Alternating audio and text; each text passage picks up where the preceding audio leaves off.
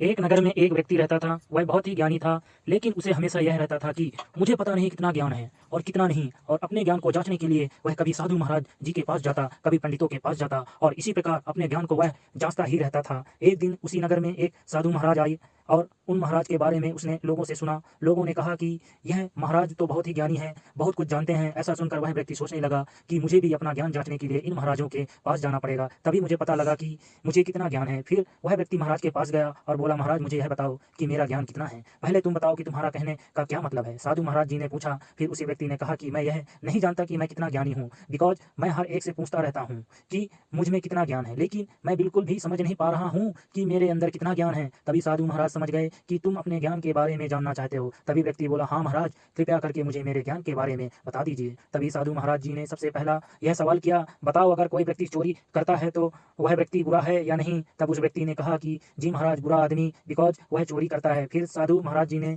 दूसरा सवाल पूछा कि अगर कोई तुम्हें झूठ बताकर तुम्हारी कोई वस्तु ले ले तो यह कार्य गलत है या नहीं। तभी व्यक्ति ने जवाब दिया कि हमारा यह कार्य गलत है। इसी तरह साधु महाराज ने बहुत सारे सवाल व्यक्ति से पूछे और वह सबका जवाब देते चला गया।